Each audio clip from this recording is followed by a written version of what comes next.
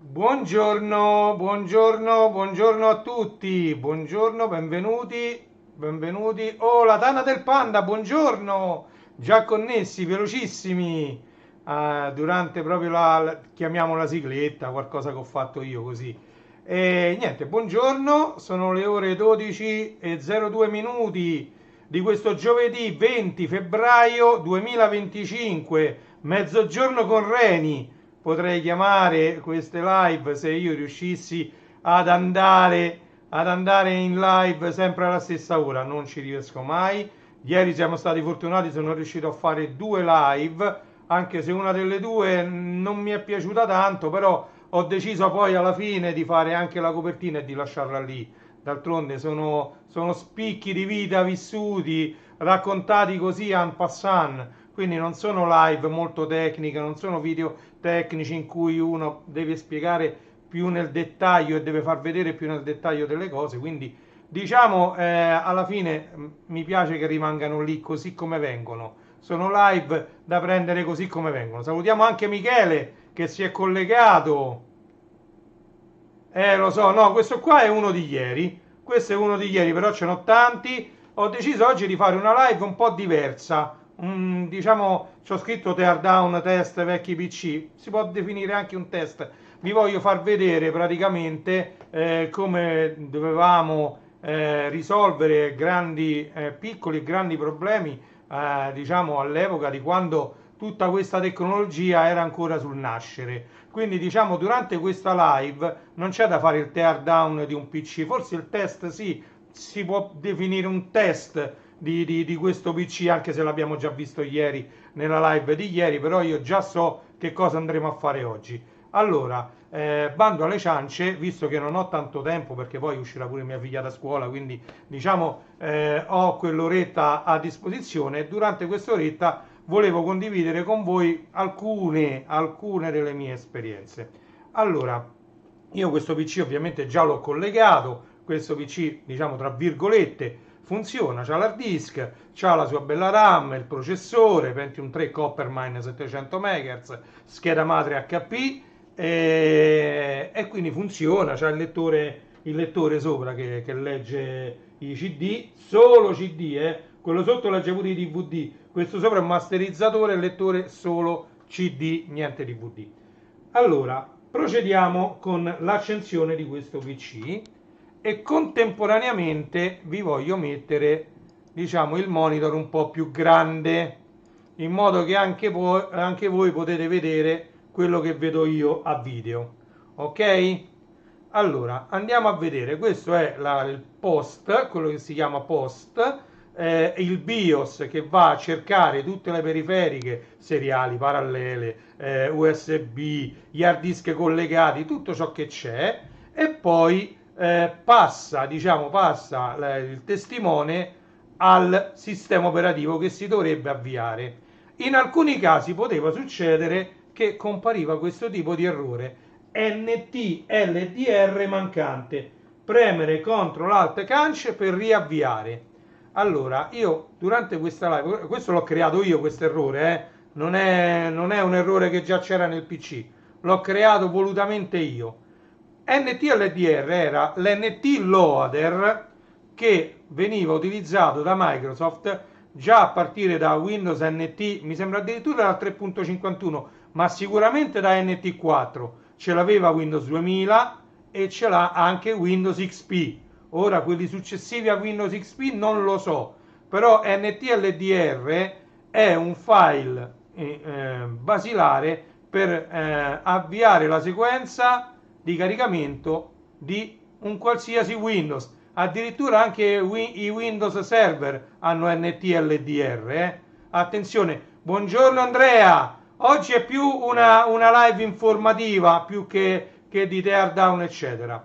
Allora, che cosa si faceva in questi casi? Allora, in questi casi era andato al cinema al file system, nel senso, io che cosa intendo quando dico andate al cinema al file system? che si era rovinato il file system e quindi diciamo già se NTLDR non veniva mai fatto il backup di questo file perché è un file molto molto piccolo, deve stare sempre nella root del sistema su cui è stato installato il master boot record, che è l'MBR. Praticamente gli hard disk hanno un settore dedicato all'avvio. Questo diciamo settore poteva essere scritto sia da Linux che da Microsoft, ok?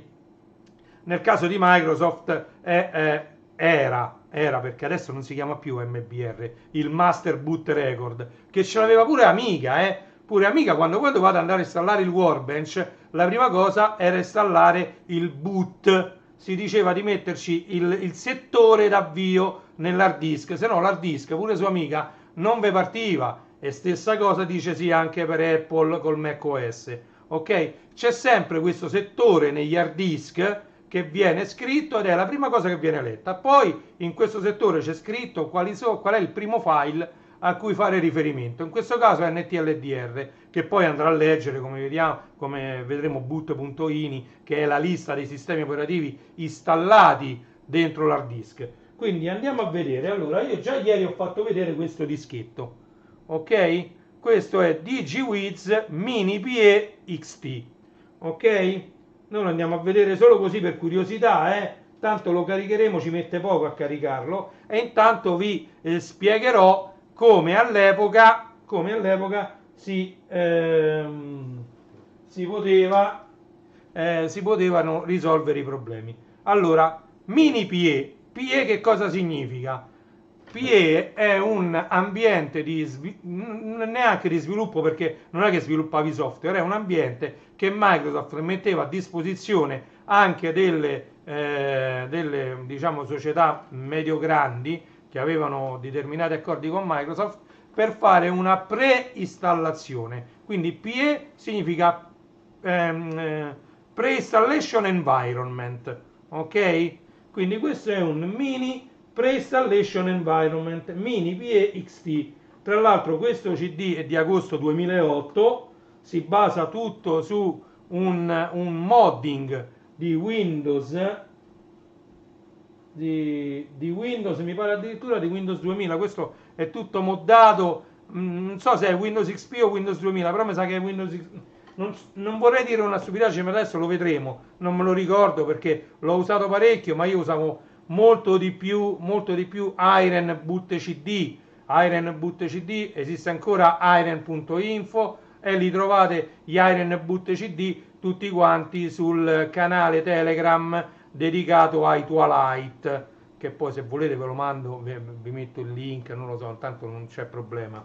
E io vorrei fare pure mettere da qualche parte, forse proprio sul repository, nonostante questa roba, vedete, è basato su Windows XP, perché mi sembra che il loghetto sopra era di Windows XP. Comunque avete visto mini PE Environment, e sta praticamente caricando da CD, quindi da CD l'hard disk non gli interessa, adesso lo rileva, però non gli interessa che sia avviabile l'hard disk o meno, sta partendo da CD, e tra l'altro questa cosa è una cosa particolarissima, che riesce a partire un sistema operativo da un'unità che è in sola lettura, perché con tutto che questo è un masterizzatore, però in questo caso il disco è già stato scritto, quindi non si può, non è un riscrivibile questo. Questo è un CD normale, un CD-ROM, quindi una volta scritto diventa una ROM, read only memory, non lo puoi più toccare, e quindi tutti i temporanei, in questo caso, questo sistema operativo si deve fare dentro la RAM,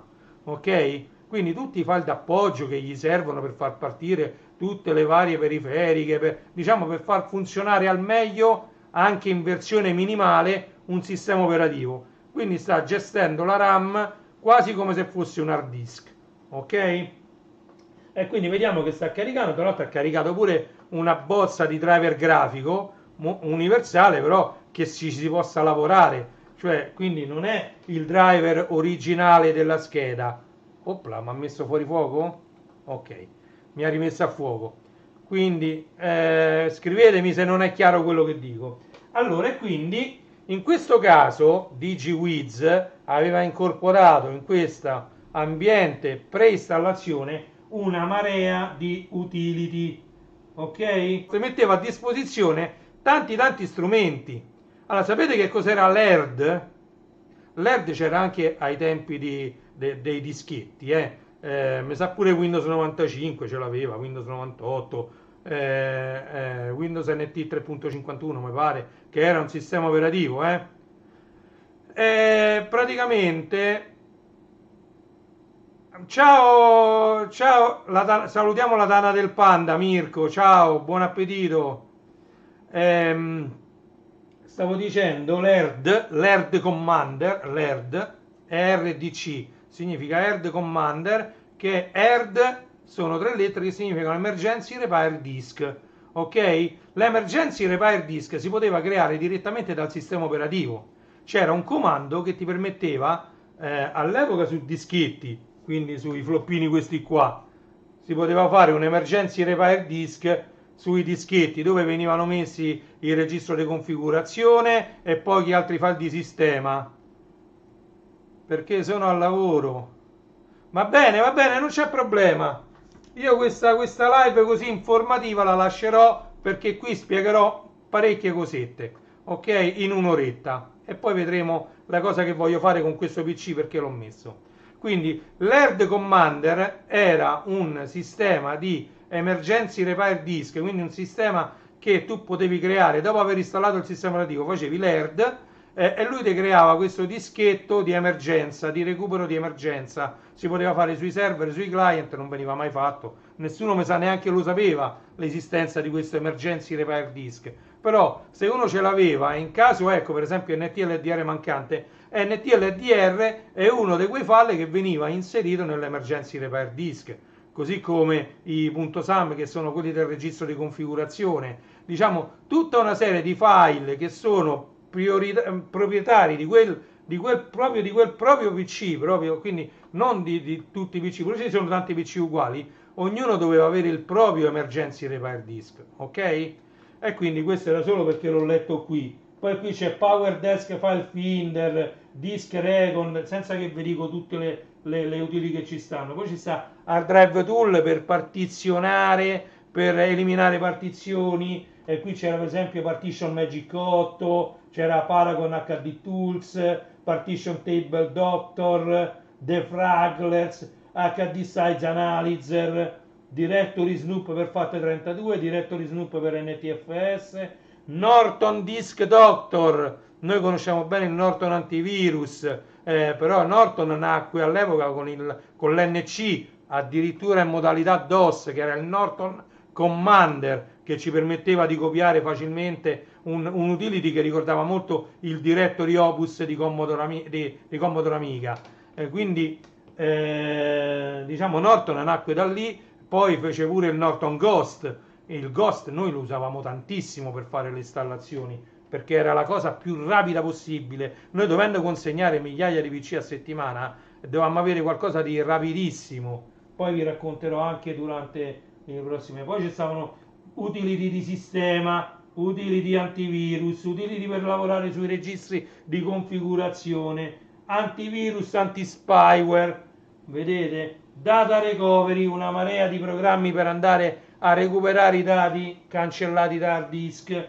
Che ne so, qui c'è sta Easy Recovery Professional, Get Data Back for FAT, Get Data Back for NTFS, Recovery My File, sono tutte utility, Poi c'è Data Removal, addirittura qui per fare la cancellazione, se uno voleva vendere un hard disk, era necessario andare ad eliminare i propri dati, se erano dati tra virgolette sensibili, familiari, fotografie, quello che vi pare. C'erano dei programmi che andavano a scrivere 01, 01, 01 in tutte le tracce, i settori degli hard disk, ok?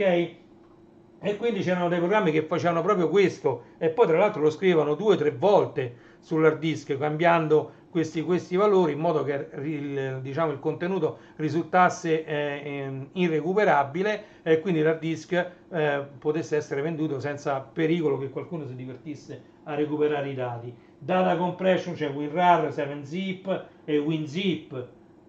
System backup, c'è ovviamente il Ghost, come vi ho detto io, c'è il Drive Image, True Image della Cronis, c'è Drive Snapshot e c'è Fabs Auto Backup, diciamo, quindi c'era tanta roba di internet, vabbè, c'è stati i navigatori internet, i vari programmi di FTP, peer-to-peer, P2P, peer-to-peer erano i programmi tipo Mule, WinMX e company, e quindi infatti vediamo un po' i peer-to-peer e Mule, vabbè qui c'è solo i Mule, poi ISO apps, Ultra ISO e WinISO che servivano per fare le ISO dei CD e dei DVD, cosa che io adesso mi sto facendo pure di tutti quei CD che vi ho fatto vedere. Xeditor, sono tutti programmi per editare in esadecimale, anche dischetti, hard disk, eccetera. CD Burning, qui c'è Nero Burning ROM, c'è Easy DVD Burner, Express Barn, ci sono tutti i programmi di masterizzazione, sia CD che DVD. Poi c'è Document App, c'è il Notepad, vabbè, PDF Reader, Image Viewers, c'è il FanView, XenView che servono per vedere le immagini, ok, e poi ci sono gli accessori, la calcolatrice, il calendario e qualche altra cosa di questo genere, ok? E questo era, diciamo, quasi un ambiente che si poteva tranquillamente usare così, però poi ovviamente uno quando volevi salvare qualcosa dovevi avere un dischetto o qualche altra cosa, o anche se tu volevi, perché questo lo vede l'hard disk, se io vado a fare così, se io vado a fare così, lui mi va a caricare questo programma, eccolo, e io qui ho l'hard disk, qui c'è tutto l'hard disk, quindi se io volevo salvare dei file li potevo salvare dentro l'hard disk, dove dentro l'hard disk non c'era il sistema operativo, ok? Quindi allora noi abbiamo NTLDR mancante, si poteva ripristinare per esempio con l'ERD. Non è questo il caso che io voglio fare, perché io volevo appunto farvi vedere e spiegarvi altre cose. Quindi io vado a prendere il CD che mi serve adesso, poi lo cambiamo. Allora, un attimo che lo cerco, lo trovo. Non ci voglio installare Ubuntu, parliamo sempre di Microsoft. Allora, eccolo qua. Allora, siccome ci mette un po' di tempo, io proprio durante questo tempo volevo fare 4 chiacchiere. Shutdown. Allora, facciamo shutdown e reboot con la GUI, quindi compare, ecco, vedete, Windows XP Professional, e compare col menu a tendina come eravamo abituati. Se vogliamo fare il riavvio oppure lo spegnimento, io adesso dico proprio no, restart, gli dico, ok, restart, ok, ok, e si è riavviato il PC immediatamente. Facciamo il cambio del CD, mettiamo questo, così vi spiego un po' di altre cose.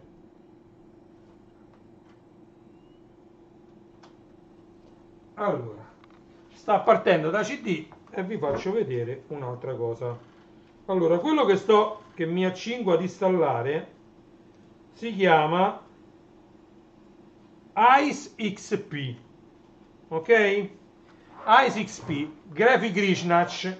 Da quello che so, Graphic Risnach era sardo, vabbè, anche se si era dato questo soprannome così, ed era un bravissimo conoscitore Microsoft che ha fatto diverse versioni moddate di Windows XP, ok? Quindi qui adesso durante questa fase che state vedendo qui sopra, il sistema sta preparando l'hard disk per l'installazione di Windows XP. Allora, all'epoca, come vi ho detto, noi utilizzavamo Ghost. Prima ancora che nascesse tutto questo, parliamo di Windows 95 e Windows 98, ok? Noi utilizzavamo il Ghost e in alcuni casi anche di Windows 2000 ancora utilizzavamo il Ghost, ok? Il Ghost ti permetteva di fare una copia fisica dell'hard disk 1 a 1, bit a bit, ok?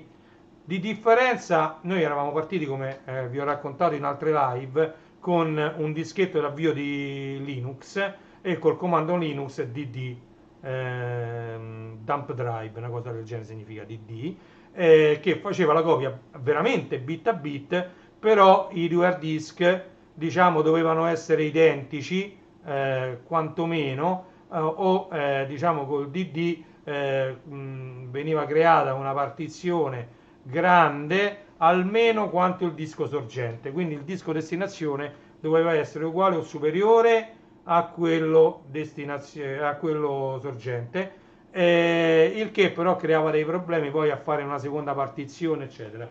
Ok, l'unica cosa che mi viene chiesta qui adesso, prima della prossima pausa, è dove voglio installare il sistema operativo. E io gli dico C, partizione questa qua, e gli dico soltanto invio. Lascia intatto il file system, non toccare nulla. E lui parte con l'installazione, ok? Mentre sta installando Windows Ice XP V3.0, vi stavo dicendo che noi utilizzavamo il Ghost, prima DD, poi il Ghost. Il Ghost era una cosa un po' meglio perché era dinamico e ti permetteva di scegliere anche la partizione destinazione quanto la volevi far grande. Quindi era un passo avanti il Ghost. Tra l'altro il DD era tutto col comando a tastiera, compariva il prompt di DOS, compariva il prompt di DOS che non è MS DOS, Microsoft DOS, era soltanto il DOS di Linux, ok? Quindi compariva la shell, quella che veniva chiamata shell da Linux, ma sempre DOS, è un disco perenne, sì, ti permetteva di fare delle operazioni sul disco. Non era Microsoft, ma era Linux DOS, Linux Disk Operating System, ed era la shell, quella che veniva chiamata la shell in Linux. E noi da lì dovevamo dare tutto con la tastiera, quindi non partiva nessuna finestra, nessuna modalità grafica.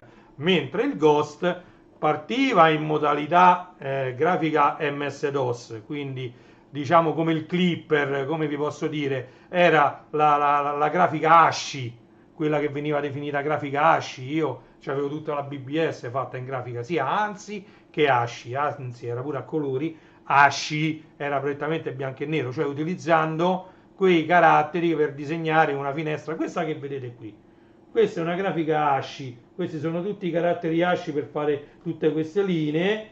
Il Commodore 64 sotto alle lettere aveva tutti i disegnetti, gli angoli, le curve, per poter andare a disegnare qualcosa in modalità testo, ok? E quindi l'ASCII ti permetteva di disegnare qualcosa in modalità testo, quindi in bassa risoluzione, senza andare a caricare driver grafici, e funzionava ovviamente su tutte le macchine, ok? Basta che la scheda video non era guasta e l'ambiente in bassa risoluzione, l'ambiente shell, l'ambiente DOS veniva tranquillamente caricato, ok?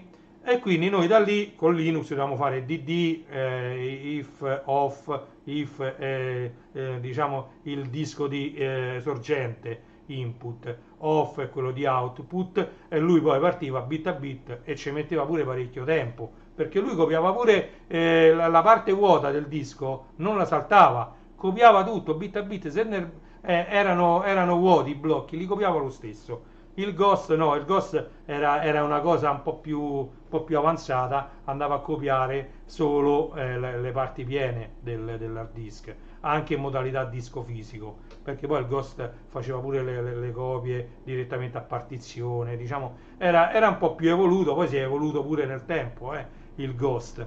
Allora, quindi per tanto tempo noi abbiamo usato questo sistema, però c'era un grandissimo problema, che i due hard disk che uscivano fuori da questi due sistemi erano identici, spiccicati. Allora, quando noi cominciamo ad usare già ai tempi di NT i server primari di dominio e tutto l'ambaradam con un'architettura client server un po', diciamo, non un po', professionale, parecchio professionale, il problema che questi hard disk erano tutti cloni ci creava problemi anche con i SAM, che sono i Security Identification, e praticamente gli hard disk, cioè le versioni di cui non potevano essere clone uno dell'altra, perché poi ognuno doveva avere, diciamo, il proprio ID univoco del PC, ok? Non potevano essere tutti cloni. Allora a quel punto, vabbè, quando uscì il Ghost si inventarono un programmino che era il Ghost Walker, che dopo che tu avevi fatto il Ghost, quindi noi il Ghost lo dovevamo fare col PC fuori dominio, poi al primo avvio del sistema operativo mettevamo il PC nel dominio e lanciavamo poi il Ghost Walker che andava a generare questo ID univoco del PC, che poi lo identificava anche in rete, nella rete, nel dominio, eccetera. Quindi diciamo la Norton ovviò a questo problema di avere tutte copie identiche con questo sistema. Però dal canto suo la Microsoft stava andando avanti, ok, con i sistemi operativi, stava andando avanti con le tecnologie, stava andando avanti con le diciamo utility che poteva mettere a disposizione, ok? E quindi che cosa si inventò la Microsoft? Si inventò un qualcosa che si chiama un attend install, WUI, che è Windows, no, come un attend install, sì, WUI, Windows un attend install. Un attend significa che l'utente non deve fare nulla, nulla, nulla. Come vedete io gli ho detto solo l'hard disk su cui volevo installare, ancora non gli ho detto niente. Sta facendo tutto lui. Non mi ha chiesto nome, cognome, indirizzo, non mi ha chiesto se voglio installare, per adesso non mi ha ancora chiesto nulla. E come vedete sta partendo l'installazione di Windows XP. Vedete? Allora, c'erano però due modi di fare questo sistema. Allora, uno è l'unattend install, praticamente era quello che poi veniva usato più spesso, cioè c'era un file dove c'erano elencati tutti i software standard aziendali, per esempio, e quindi durante l'installazione l'installer di Windows, quindi il programma di installazione di Windows, andava a cercare questo file e contemporaneamente al sistema operativo ti andava a mettere anche tutti gli applicativi standard aziendali nel caso, oppure che tu volevi essere installati.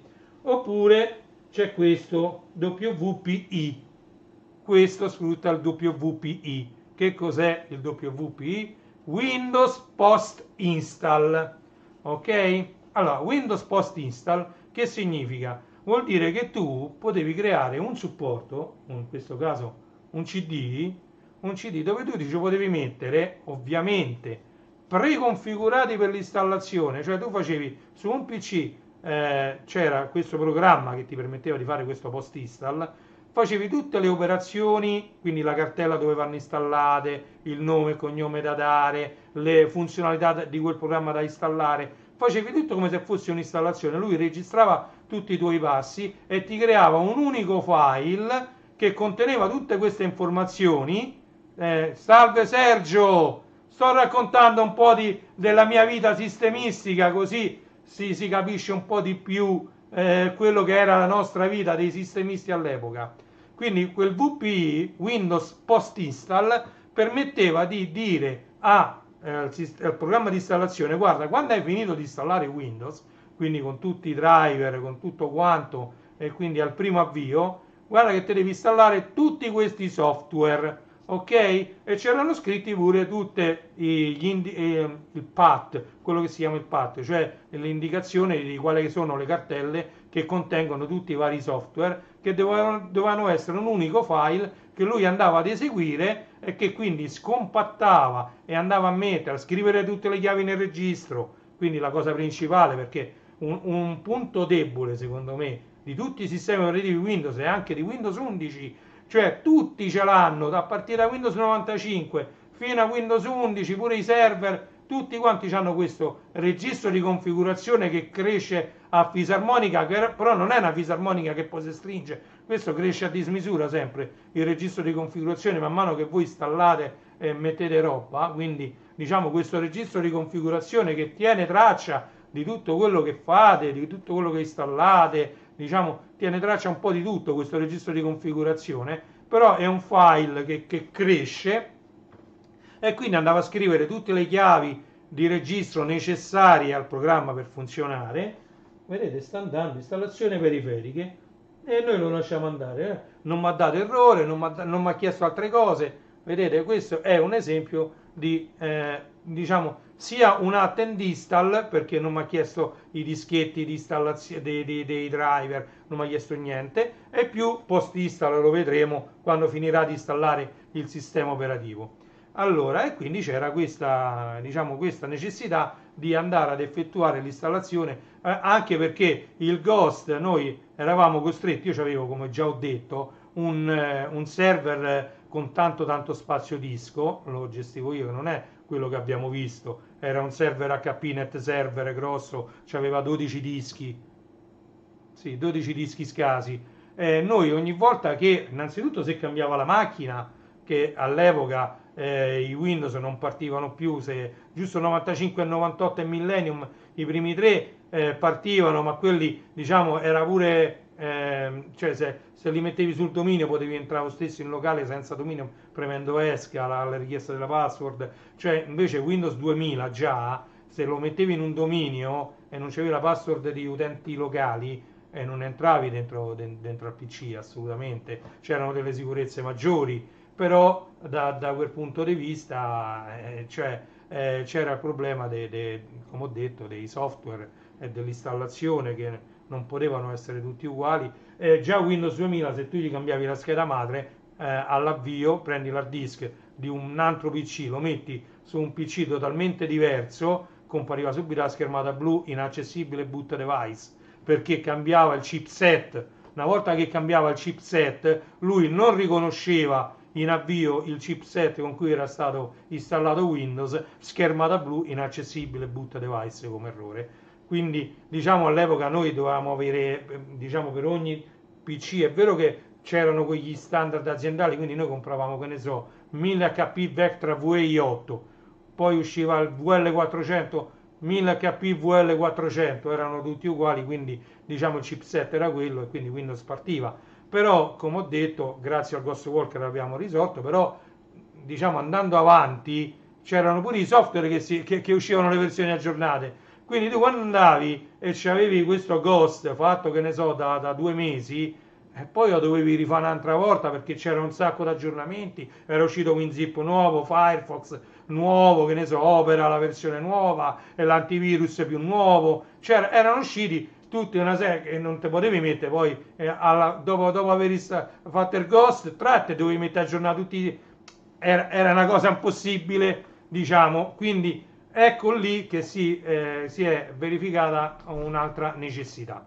Qual era questa necessità? Quella di avere una architettura di gestione dei software e degli aggiornamenti centralizzata. Allora tante aziende hanno avuto chi più chi meno il loro sistema di gestione, ancora ce l'hanno, ancora oggi, anzi ancora oggi più stretto. Allora in Ericsson avevamo quello che si chiamava ESOE, che significa Ericsson Standard Office Environment, ok? Allora in cosa consisteva questo ESOE? Allora ESOE è stata una cosa bellissima, sono certificato ESOE, così come sono certificato anche ECPC, Emerson Corporate Professional Client, ok? Significa che c'era un server centrale dentro cui c'erano installati tutti i software standard aziendali, ok? Quindi era un software di deploy, di distribuzione dei software. Però in cosa consisteva questo ESOE? Allora tu mettevi un floppy di avvio dentro al lettore floppy, perché noi c'avevamo, io quasi fino alla fine ancora lavoravo con i floppy di avvio, ce l'ho tutti qua, ve l'ho fatti vedere, sono lì, comunque sono su floppy avviabili, tu mettevi il floppy, lui attivava la scheda di rete e andava a leggere il boot dell'installazione del PC via rete direttamente, sia ECPC e sia ESOE, tutti funzionavano così. Adesso secondo me metti una pennetta USB, si connette alla rete e praticamente parte l'installazione del sistema operativo. Durante l'installazione è già il sistema che sa quali sono i software standard aziendali che lui deve andare a installare e sul server sono sempre aggiornati. Quindi utilizzano l'UNAT and install per andare a installare tutti quelli che sono i software standard aziendali in versione aggiornata, perché sui server venivano aggiornati i vari pacchetti di installazione che vi ho detto, venivano continuamente aggiornati. Complimenti, grazie. Per cosa? Vabbè, perché c'è un po' di certificazioni. All'epoca era proprio una mia passione questa. Vediamo un po' qui, dice installazione della rete. Io ancora non l'ho toccato, sto parlando con voi. Quindi, quindi c'era questa funzionalità particolare in cui tu mettevi il dischetto e poi stavi lì a aspettare che veniva installato il sistema operativo tutto via rete e tutto in automatico. L'unica cosa ovviamente che ti veniva chiesta era la user ID dell'utente, che era stata preventivamente creata dentro i server, dentro il dominio aziendale, la user ID dell'utente, così diciamo veniva riconosciuto la persona e quelli che erano anche magari dei software aggiuntivi. Mettiamo che è uno che lavorava parecchio col 3D e quindi aveva bisogno, che ne so, di 3D Studio in aggiunta e magari non gli interessava per niente Word, Excel, perché poi le licenze venivano gestite a livello corporate. Cioè, che vuol dire? Avendo questo server e tutti questi software, le licenze non erano, anche le corporate, non è che erano illimitate. Attenzione, poi venivano distribuiti i costi delle licenze, i costi nei vari centri di costo, e quindi bisognava sapere chi era l'utente che utilizzava quel determinato software. E questo tutto veniva fatto tramite questi server centralizzati di distribuzione del software, tramite CPC, tramite ESOE. Ok? Quindi ESOE, abbiamo visto, partiva l'installazione da dischetto, andava, rifaceva l'installazione sull'hard disk, l'hard disk pure se c'era installato qualcosa sopra veniva completamente formattato in automatico, e quindi noi avevamo finito di fare Ghost, di fare tutti questi impicci qua. Fine del problema. Noi andavamo dall'utente, mettevamo il dischetto di avvio di ESOE o CPC e lui procedeva all'installazione del Windows a nome, quando alla fine, diciamo quasi alla fine dell'installazione, ti chiedeva la user ID e la password di dominio dell'utente, entrava nel dominio, vedete copia dei file in corso, adesso è ripartito perché io lo sento, voi non vedete neanche, vabbè, la vedete da qui la lucetta che lampeggia, sta leggendo da CD e sta scrivendo sull'hard disk, ok? E sta facendo, lì è comparsa la scritta copia dei file in corso, se non si legge bene, ok? Come vedete non mi ha chiesto niente. Continuiamo a parlare di questo ESOE. Quindi ESOE poi funzionava benissimo perché tu mettevi la user ID e la password e c'avevi già pure Outlook configurato, c'avevi tutto l'Internet Explorer configurato con tutti i proxy aziendali, perché attenzione, non era che uno usciva su internet direttamente all'epoca, adesso non lo so, ma prima si usciva sempre tramite proxy, e il proxy, già ve l'ho detto, era un server che da una parte usciva su internet, da una parte era connessa sulla rete aziendale, e quel server, che adesso ci stanno ancora, loggano tutto quello che fate col vostro IP, col vostro c'hanno tutto scritto, chi è che fa la richiesta e che cosa riceve, da quale server riceve. Quei server che stanno da una parte connessi a internet, da una parte connessi alla rete aziendale, e loro loggano tutto, i proxy server loggano, non c'è niente da fare. E quindi noi avevamo dei proxy, TEI significava Telecomunicazioni Ericsson Italia, e quindi era il proxy italiano per andare su internet, dei proxy, e era molto veloce. Noi avevamo una serie di CDN, una cosa spettacolare. Cioè, non so se a livello italiano, mi pare che la rete Ericsson all'epoca era una delle più veloci, proprio perché avevano messo in parallelo una marea di connessioni via cavo digitali. Quindi all'epoca c'erano gli SDN, c'erano le CDN, non è che c'era tanto di più, e quindi mettendole in parallelo con tantissima gente molto valida che ha saputo configurare ottimamente dei router e delle cose, noi avevamo una connessione a internet che ci veniva invidiata veramente. Qui dice 28 minuti, copia file in corso, si è fermato però.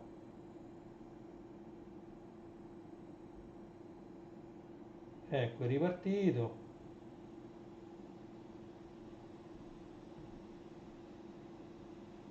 Sì, sta andando perché la lucetta si era spenta, mi ero preoccupato che magari il CD aveva dei problemi di lettura, invece no. Questo CD è stato masterizzato nel 2008, giovani. Ancora si legge, 2008, 2018, sono 10 anni, 15 anni, dai. No, 15, 18 anni. Va bene. So parecchi anni che è stato masterizzato sto CD, però ancora funziona. Ok, meno male. Quindi, allora, vediamo che altre funzioni c'aveva questo ESOE. Se un utente da un momento all'altro gli serviva, gli veniva dato un incarico e metti gli serviva Project, che è un programma, uno dei pacchetti di Microsoft Office, faceva la richiesta diciamo, al suo responsabile che la approvava, veniva mandata alla divisione acquisti che approvava, diciamo, tra virgolette, l'acquisto di questo software, tra virgolette, perché era soltanto che autorizzava la sede centrale dove c'era il server di deploy con tutti i software dentro a dare una licenza di questo software a quell'utente, e quindi l'utente faceva il login dentro al dominio. Durante il login veniva scritto installazione nuovo software, e quello veniva installato in automatico, il software che l'utente aveva richiesto, quindi senza bisogno di CD, senza bisogno di chiavi di licenza, senza bisogno di nulla. Uno faceva una semplice richiesta, poi le richieste c'era tutto un programma aziendale per farle, per approvarle, dovevano essere approvate ovviamente prima dal responsabile, poi passate alla divisione acquisti e poi passate alla sede che si occupava appunto del deploy del software. Quindi diciamo, guardate che noi da utenti magari non ci pensiamo, ma è molto complessa la storia che ci sta dietro. Dietro ci sono stati tanti sistemisti, adesso non c'è più bisogno perché adesso viene fatto tutto da remoto, basta una persona, due persone, e gestiscono tutto. Io già me ne resi conto quando era il 2009 forse, sì sì, 2009, io installai in Emerson un server nuovo, e io lo sapevo, gliel'avevo detto a tutti pure lì dentro, io sto installando una macchina che mi toglierà il lavoro, e infatti da lì a poco non si rese più necessaria la mia presenza, perché praticamente tutto quello che facevo io veniva fatto da quel server, quindi io praticamente come assistenza locale ero diventato di troppo, diciamo, un sistemista che tanto loro accedevano da remoto a quel server e potevano fare tutto, potevano accedere a tutti i vari PC, tutti i vari client, a sistemare le stampanti, eccetera. L'unico problema poteva essere un problema hardware, quindi se rompeva un hard disk o una stampante o se rompeva qualcosa, o una telecamera, quello che vi posso dire. Però lì a quel punto mandavano un tecnico hardware che provvedeva alla sostituzione nuda e cruda del componente guasto, e fine del problema. Come quel componente lo riaccendevi e ritornava raggiungibile, il problema non si poneva più, e, eh, e da remoto risolvevano qualunque altra cosa. Per esempio, nel caso si rompeva un hard disk, proprio il caso limite, non partiva più neanche il sistema operativo, rotto proprio l'hard disk irrecuperabile, ok, si sostituiva l'hard disk, si diceva all'utente accendi il PC c'era un'accoppiata di tasti per attivare l'avvio via rete, che vi ho spiegato pure ieri, che vi ho fatto vedere che nel boot dei PC c'è l'AN, quindi partiva via rete e ripartiva l'installazione, come vi ho detto che una volta noi utilizzavamo il floppino, però molti PC poi alla fine, pure nel 2009 eccetera, soprattutto i portatili, avevano levato il lettore floppy in favore magari del masterizzatore, e quindi a quel punto c'era il boot via rete, partiva via rete l'installazione, si installava tutto il sistema operativo con il CPC, come ESOE o come vi pare, con il sistema deployato, e quindi la mia presenza lì era diventata veramente inutile. Cioè,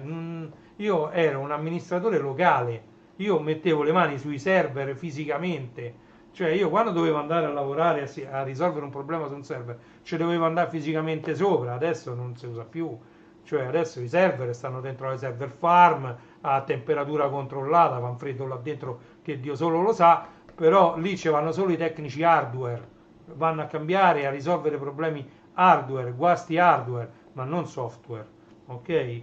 Io sì, per l'hardware potevo cambiare un hard disk, una scheda video, una scheda audio, ma cioè non la sentivo mia, io ero più sistemista che non hardwareista, ok? Mi piaceva di più configurare in rete una stampante, che vi potrei pure raccontare che prima le stampanti non avevano la presa di rete diretta. Noi avevamo i print server, avevamo tanti print server, molti erano Linux, anzi Unix, ci mettevamo addirittura delle SAN a fare da print server, ok? Quindi poi uscirono dei print server da parallela a rete, e io ce l'ho ancora, i Centercom, ma li fecero un po' tutte le case, questi diciamo print server che si mettevano pure attaccati alla porta parallela della stampante, e dall'altra c'erano la rete, c'avevano un IP address. A quel punto non c'era più bisogno neanche di questi print server, che per noi erano SAN, erano dei computer proprio, anche se le SAN per esempio c'erano pure quelle quadrate piccoline, Sun Spark mi pare che si chiamavano, comunque erano piccoline e vicino a una stampante, una a quella macchina gli faceva fare pure un minimo di file server, condivideva un minimo di hard disk, e quindi aveva la doppia funzione print server e file server, perché sennò era sprecato un server. Oppure nel caso per esempio, ecco, mi ricordo che in Ericsson, siccome Ericsson era gigantesca, ogni piano aveva 4-5 stampanti,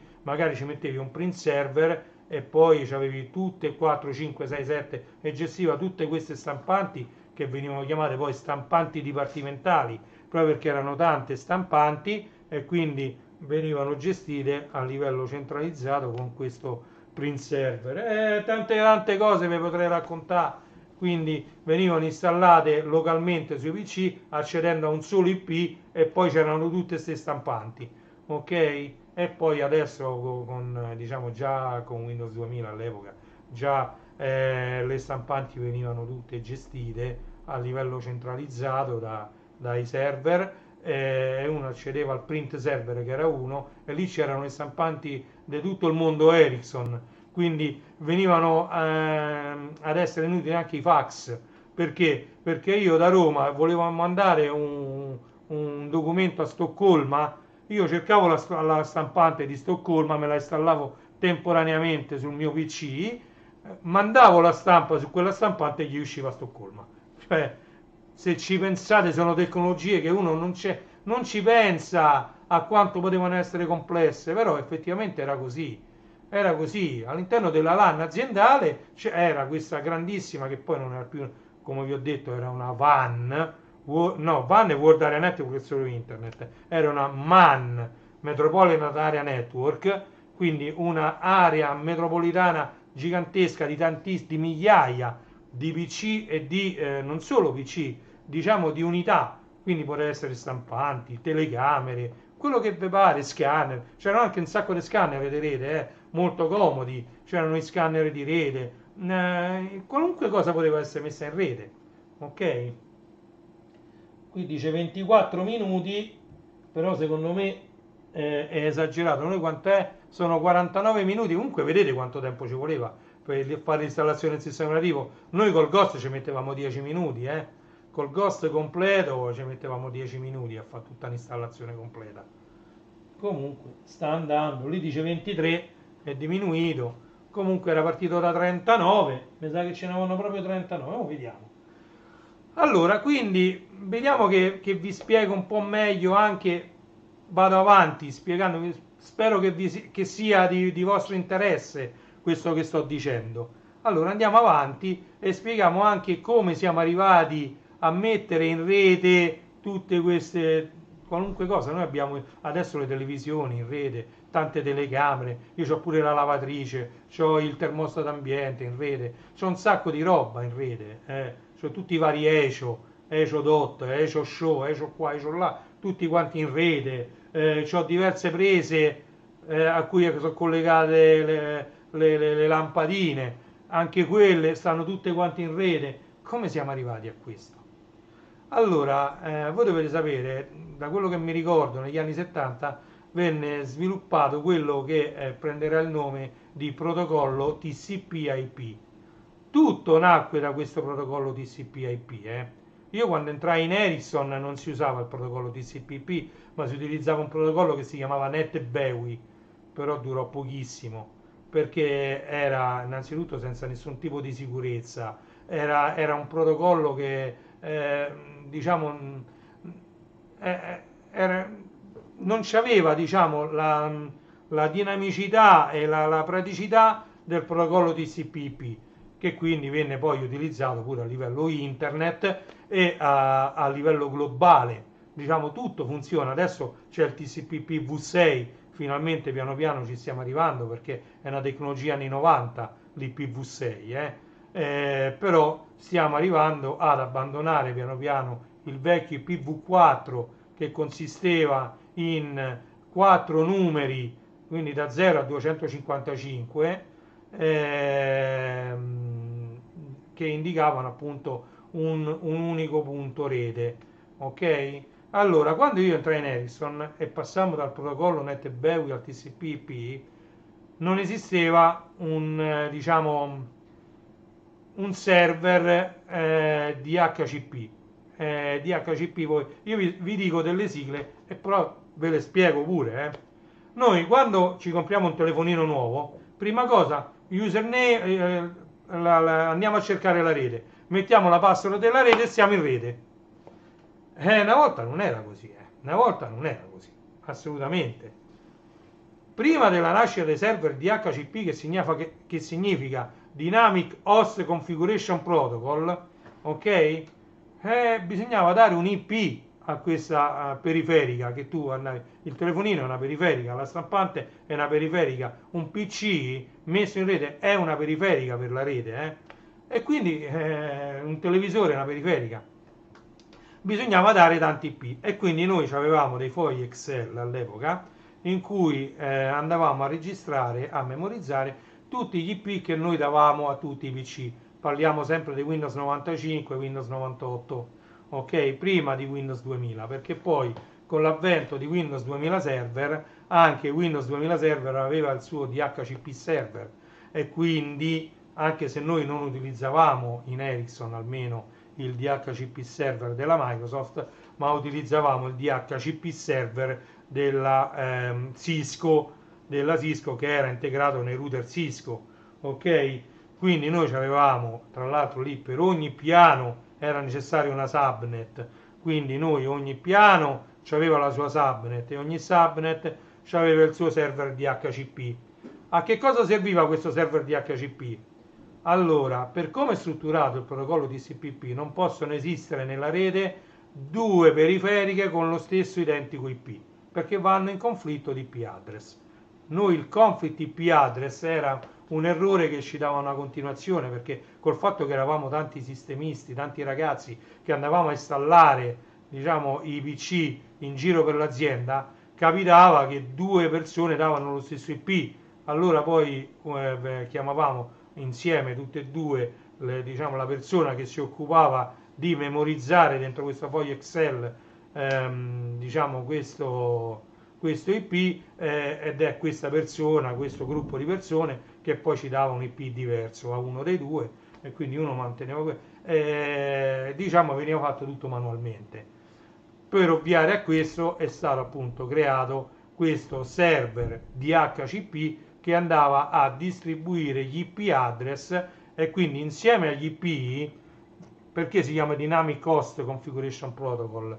Perché oltre all'IP address fisico della, diciamo, della macchina andava a dare tante altre informazioni come la subnet mask, che è la maschera con cui diciamo, i dati vengono filtrati. Vabbè, la subnet mask non vi interessa sapere che cos'è. Vi spiego quello che è più di vostro interesse, ok? Quindi c'era l'IP address, la subnet mask, molto importante era il gateway che significa il router con cui uscire da quella tua sottorete, ok? Quindi se tu vuoi uscire dalla tua sottorete, per esempio per andare su internet, deve avere un router che ti fa uscire, ok? Il router aveva una marea tramite degli switch, una marea di computer connessi, magari il router poi era connesso con un solo cavo a questo switch, ma noi avevamo switch da 48 porte e switch da 96 porte, cioè tranquillamente noi avevamo i piani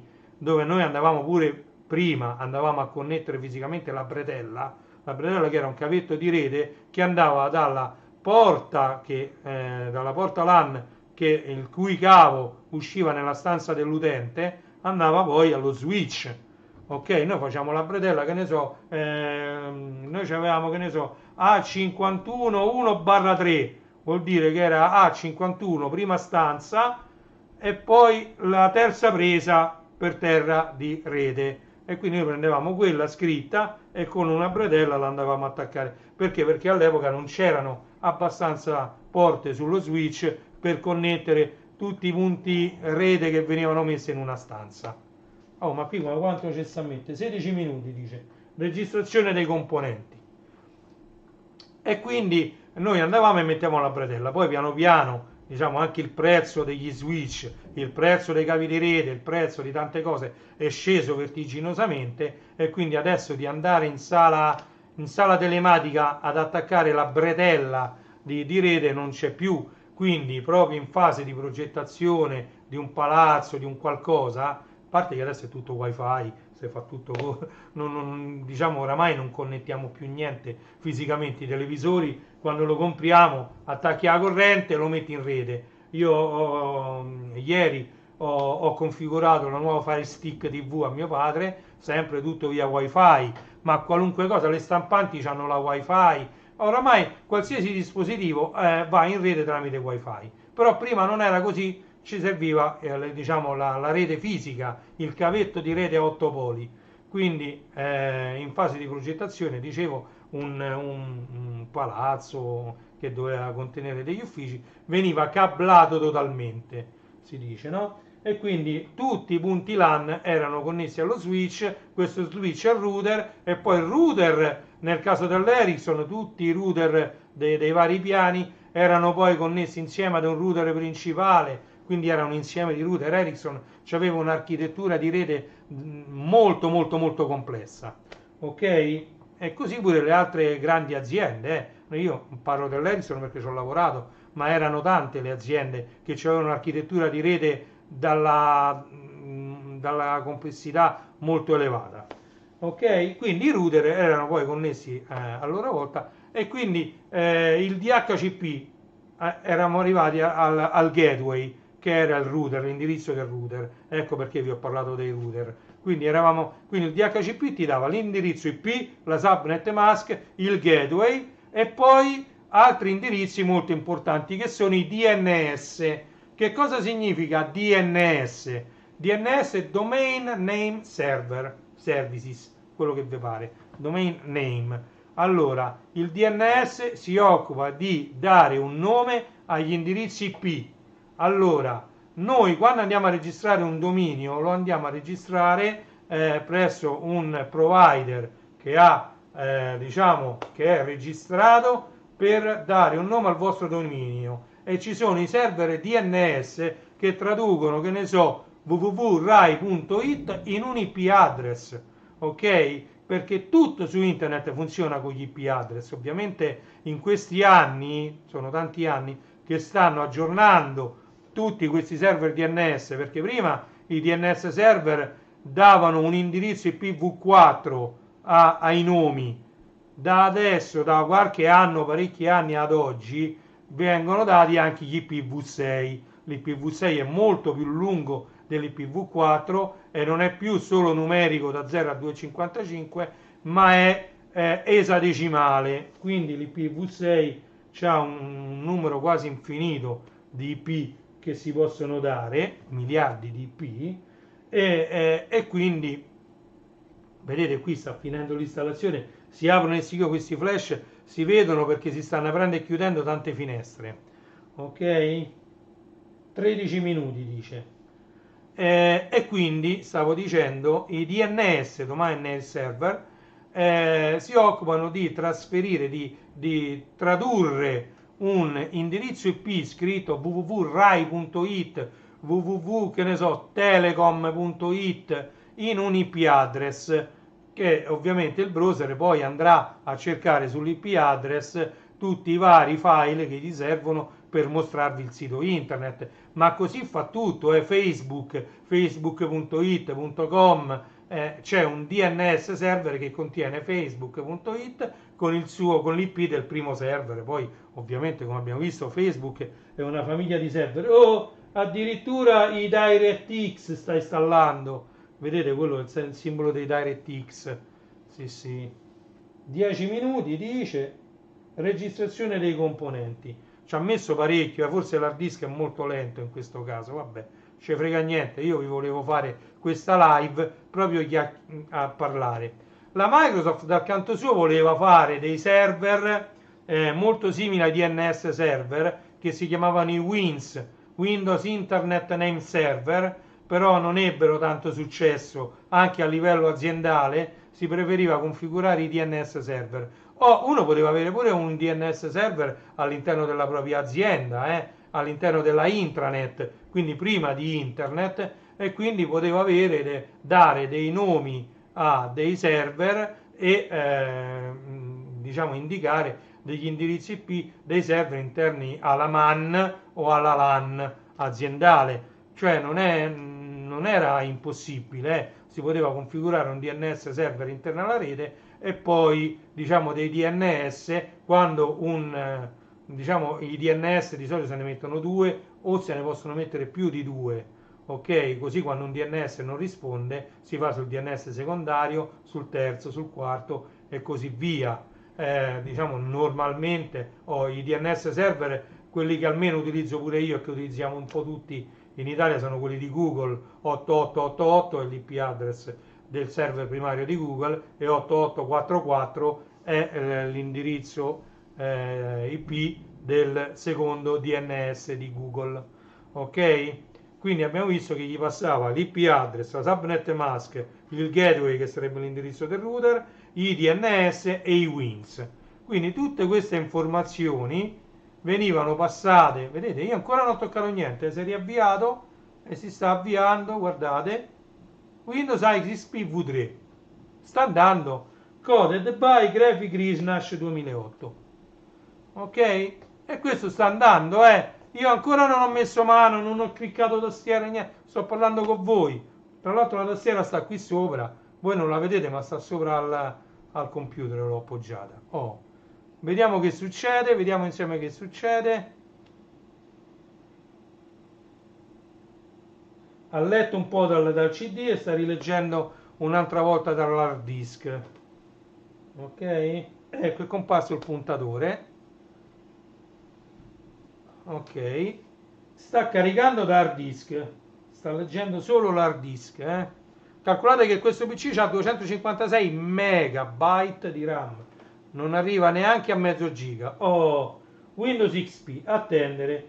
Per migliorare l'aspetto, allora questo messaggio purtroppo è un messaggio che non è un messaggio di errore, mi dice: per migliorare l'aspetto degli elementi visualizzati la risoluzione dello schermo verrà regolata automaticamente, perché parte in bassa risoluzione e poi tira su il driver e mi dice: la risoluzione va bene? Sì.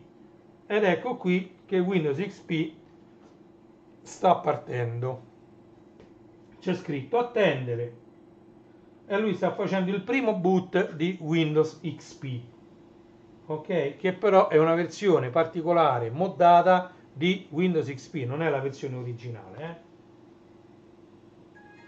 vediamo un po' chi è.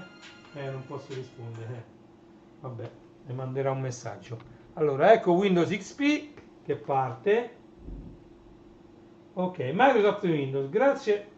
Perché mi ha chiesto questo? Benvenuto.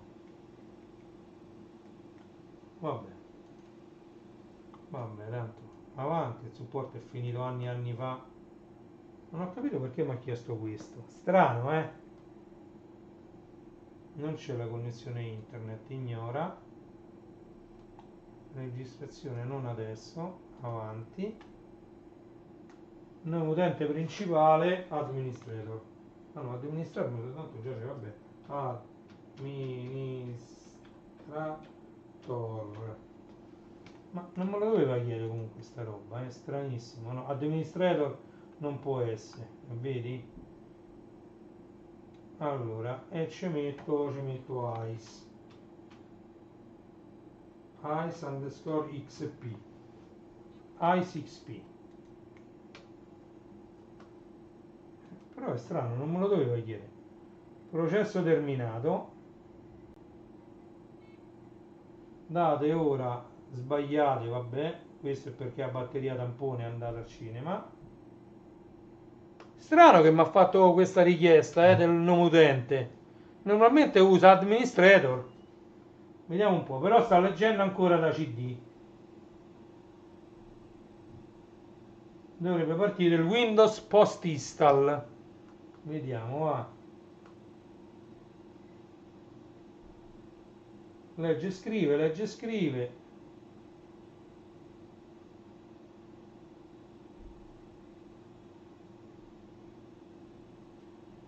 Oh, eccolo qua il Windows post install. Allora io gli dico seleziona tutti. Vedete, qui ci sono tutti una serie di software che io posso scegliere se installare o no. Se lasciamo tutto così partiva da solo e mi installava quelli diciamo i più utili.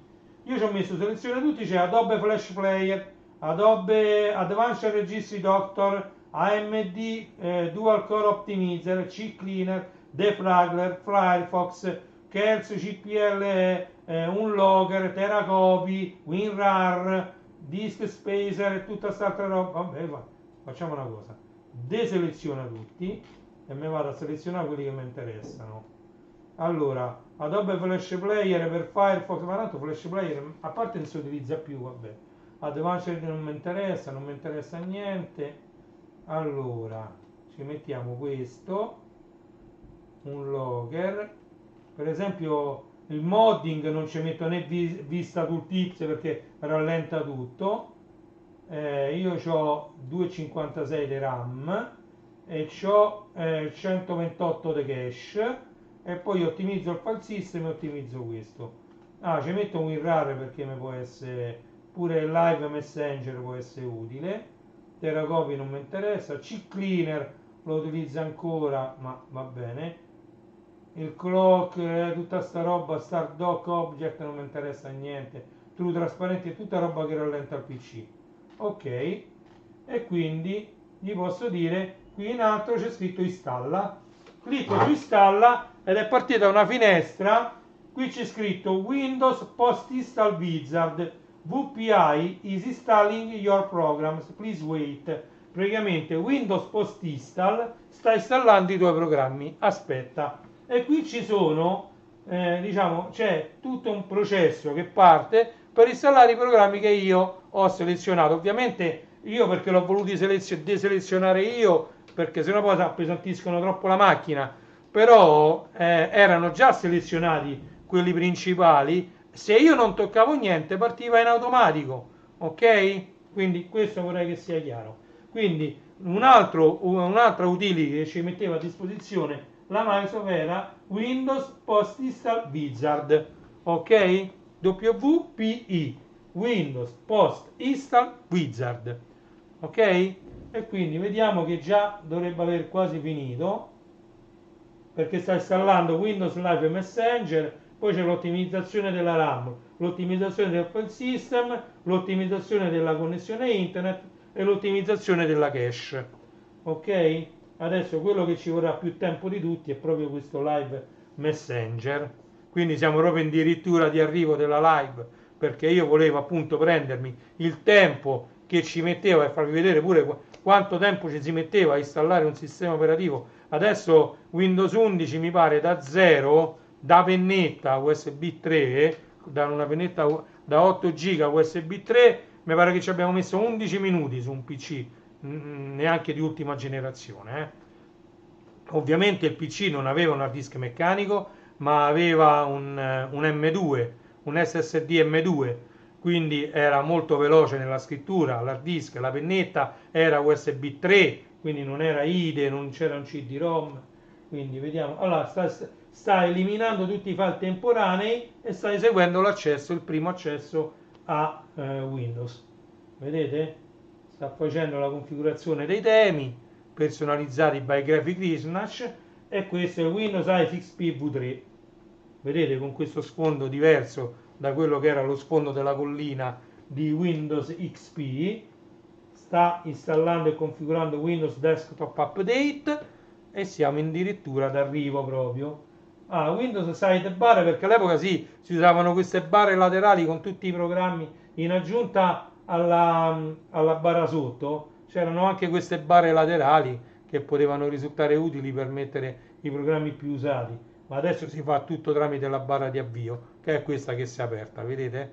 E quindi ha finito l'installazione e Windows è pronto con tutto quello che noi avevamo chiesto installato, è totalmente funzionante ed utilizzabile, vedete? E quindi io non ho toccato niente, al di là del nome utente, mi ha chiesto solo il nome utente, basta, non mi ha chiesto niente altro. Quindi abbiamo fatto un attend install col VPI post install. Ok, sì, indirizzo di posta elettronica perché mi ha installato Windows Live Messenger. Questa è la barra laterale, vedete, ovviamente l'ora è tutto sballato. Allora, andiamo a vedere di fare un shutdown del PC. Vedete, questa è tutta personalizzata. Sospendi, stand by, spegni e riavvia. Proviamo a fare un riavvio. Tutta moddata questa barra, e tutto questo Windows era un modding di Windows XP. Molto carino, all'epoca si usava un sacco personalizzare le icone, personalizzare il puntatore, personalizzare la barra sotto, e si personalizzava tutto già da Windows 98. Io ho ancora tantissimi temi per Windows 98 che venivano dati gratuitamente con le riviste di informatica che uscivano all'epoca, c'erano sempre, ogni mese c'era una raccolta di temi per Windows, quindi temi che venivano da cartoni animati, da film, da telefilm, qualunque cosa era un pretesto per fare un tema. Ok, quindi con gli sfondi personalizzati, con gli screensaver personalizzati, con il puntatore personalizzato, icone personalizzate, e quindi diciamo pure la schermata di avvio, vedete la schermata di avvio è personalizzata qui, ASICS PV3, c'era pure la cosa di personalizzare, che ne so, c'era Goku o Vegeta in avvio, ovviamente quella schermata di avvio deve avere una particolarità, era 16 colori, non poteva avere tanti colori, quindi si optava appunto per queste scritte piuttosto che per immagini, che le JPEG per esempio non andavano bene, troppi colori. Vabbè, qui mi dice sempre la data e del sistema non è valida, quindi data e ora del sistema non valida. Per impostare correttamente andare sull'orologio e impostare correttamente la data e l'ora, ma questo perché ho la batteria tampone scarica. Va bene, abbiamo visto questo Windows moddato Graphic Risnach installato su questo mio diciamo vecchio PC Gigrobot, che è un Pentium 3 Coppermine Slot 1, Pentium 3 Coppermine Slot 1 a 700 MHz, 256 MB di RAM, se non mi ricordo male, andiamo subito a vedere, proprietà, eccolo qua, computer Pentium 3, 256 MB di RAM e 700 MHz di processore, ok? C'era l'hard disk che mi pare che erano 20 giga, una cosa del genere, eccolo qui, proprietà, hard disk 20 giga, sono rimasti 9 giga liberi, però c'è un sacco di roba da cancellare, ok? Quindi adesso voglio vedere se lo riavvio un'ultima volta. Ovviamente la data e l'ora è sempre sbagliata, mi darà sempre l'errore, non mi vado a metterla in orario adesso, la data e l'ora sarà sempre sbagliata, però voglio vedere, ecco, il tempo di avvio da un disco meccanico di una installazione appena effettuata di Windows XP. Poi ci salutiamo. Ok? Expanding possibilities. Oh. Adesso prova a partire da CD-ROM, però io non premo nessun tasto, quindi fa l'avvio da hard disk. Vediamo. Abbiamo visto quell'altro PC con l'hard disk SCSI, quello che faceva da client del Videogate, che ci metteva pochissimo a partire, però non era super moddato come questo. Ecco, questo già è un minutino che sta partendo. Vediamo un po', vediamo un po'.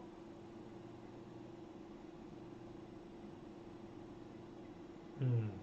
Comunque vi ho detto un po', vi ho dato un po' di informazioni riguardo ai server DHCP, ai server DNS, ai server WINS, vi ho spiegato il router, vi ho spiegato un po' il Windows Post Install, vi ho spiegato un po' l'Unattended Install, diciamo vi ho dato un po' di informazioni che riguardano la mia, diciamo, la mia esperienza, no, carriera, esperienza come sistemista senior. Vedete, ci ha messo 2 minuti e qualcosa.